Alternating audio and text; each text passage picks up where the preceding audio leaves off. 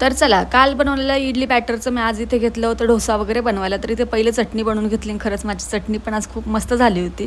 त्याच्यानंतर मी ना इथं पीठ जे भिजून ठेवलं होतं रात्री, तर मग त्याचं काय झालं, मी रात्री मीठ नव्हतं टाकलं. मग आता तुम्ही मीठ पण टाकलं आणि पीठ बघू शकता एवढं काय फुगलं होतं ना. सध्या उन्हाळा, त्याच्यामुळे काय उन्हाळ्यात पीठ आपोआपच फुगतं, त्याला काही नाही केलं तरी पण फुगून जातं इडलीचं पीठ. आणि त्याच्यानंतर मी तव्यावरती ना हाफ कांदा कट केला आणि कांद्याने असं तेल सगळीकडे लावायचं. खरंच माझे पहिले कधी पण जेव्हा मी डोसा बनवायची ना, 2 तर स्टार्टिंगचे डोसा खराब होऊन जात होतं, पण यावेळेस ना पहिलाच डोसा असा आहे की एकदम प्रॉपर बनला आणि तुम्ही ते बघू शकता.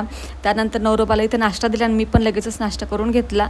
आणि आज दिवसभर मी काहीच शूट नव्हतं केलं, फक्त दिवसभर टाईमपासच करत होते. आणि दुपारी एवढी गरमी होती की इथे लस्सी प्याली. त्याच्यानंतर इथे आमच्याशी काही नाटकं चालली होती, काय चाललं होतं मला पण समजत नव्हतं. तुम्हाला समजलं असेल का नक्कीच मला कमेंट्समध्ये सांगा.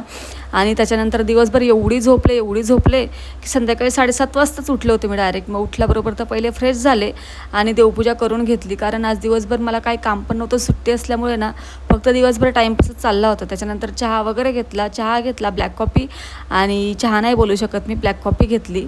आणि आज जेवणाला काय बनवू काय सुचत नव्हतं, मग बनवली शेवभाजी. आणि त्याच्यानंतर मी मस्तपैकी जेवण केलं. असा होता व्हिडिओ. आवडला तर नक्की लाईक करा, चॅनलला सबस्क्राईब करा. बाय.